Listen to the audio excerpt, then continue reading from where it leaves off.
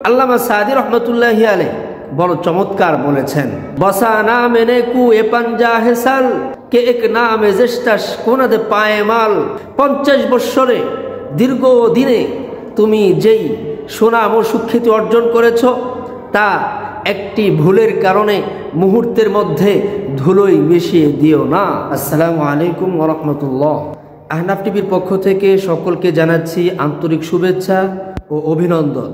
প্রতিবাদী ব্যক্তি হিসাবে আমি আছি আপনাদের সাথে মোহাম্মদ আশরাফুল আলম। প্রিয় দর্শক, খুবই গুরুত্বপূর্ণ একটি বিষয় নিয়ে কথা বলতে চাচ্ছি।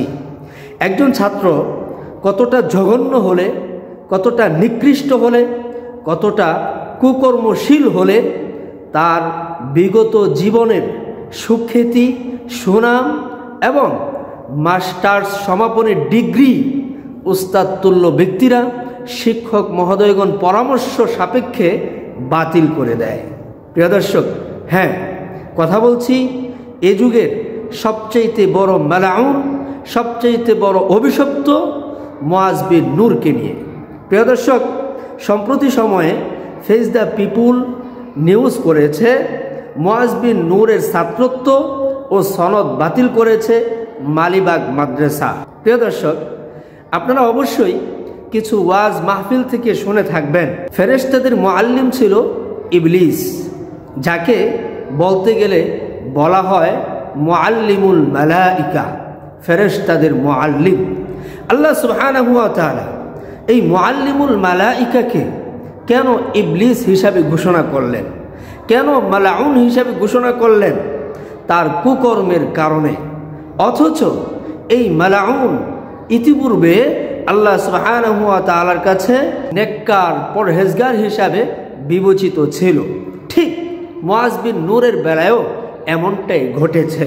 প্রিয় দর্শক, মুআজ বিন নূর 1 বৎসর আর 2 বৎসর নয়, দীর্ঘ 16 থেকে 18টি বৎসর পড়াশোনা করে, কষ্টক্লেশ করে, কুরবানি করে নিজের জীবনে একটি সুখ্যাতি অর্জন করেছিলেন। আর সেই সুখ্যাতির নাম হচ্ছে তাকমিল। প্রিয় দর্শক, সেই সুখ্যাতিকে একটি কুকর্মের কারণে মুআজ বিন নূর বিনষ্ট করে দিলেন। প্রিয় দর্শক, আল্লামা সাদি রহমতুল্লাহি আলাইহি বড় চমৎকার বলেছেন, বসা না মেনে কু এ পাঞ্জা হেসাল কে এক নামে জেস্টাস কোনাদে পায়েমাল।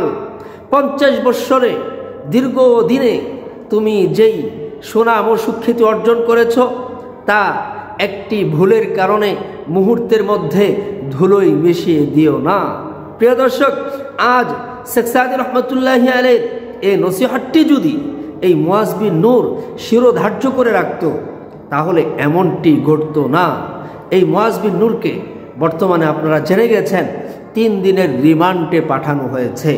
প্রিয় দর্শক, আমি মালিবাগের উস্তাদদের পক্ষ থেকে যেই ছাত্রত্ব বাতিলের সনদ এসেছে সেই বিষয়টি আপনাদের সামনে এই মুহূর্তে পড়ে শোনাতে চাই।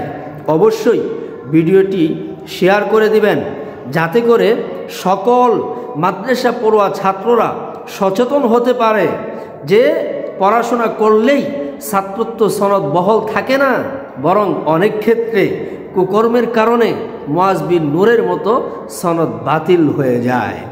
তাবলিগ জামাতের এতাআতি বা নিজামুদ্দিনের সাতপন্থী নামে পরিচিত অংশটি অনেক ক্ষেত্রে আহলুস সুন্নাহ ওয়াল জামাআহ তথা আকাবিরে উলামায়ে দেওবন্দের মত ও পথ থেকে বিচ্যুত।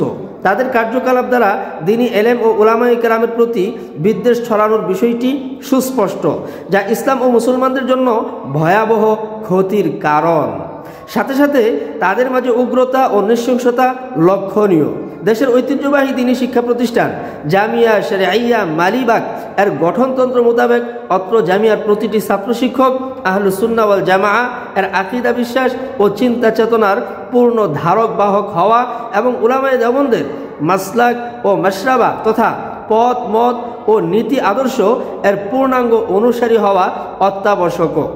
উল্লেখ্য যে মুআজ বিন নূর পিতা মৃত ইঞ্জিনিয়ার নূর মোহাম্মদ, গ্রাম 86, উপজেলা আটপাড়া, জেলা নেত্রকোনা, 1431 হিজরি মোতাবেক 2010 সালে অত্র জামিয়া হতে তাকমিল জামাত অধ্যয়ন করে শিক্ষা সমাপন করেছে।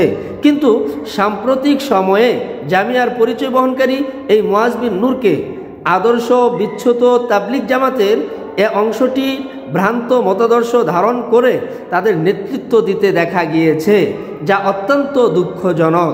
এরই পরিপ্রেক্ষিতে সকল আসাতিজে কেরামের সম্মিলিত সিদ্ধান্ত মোতাবেক জামিয়ার দপ্তরে এহতেমাম হতে এ মর্মে ঘোষণা করা হচ্ছে যে অত্র জামিয়া হতে উপরোক্ত পরিচয় বহনকারী মুআজ বিন নূরের ছাত্রত্ব ও সনদ বাতিল করা হলো।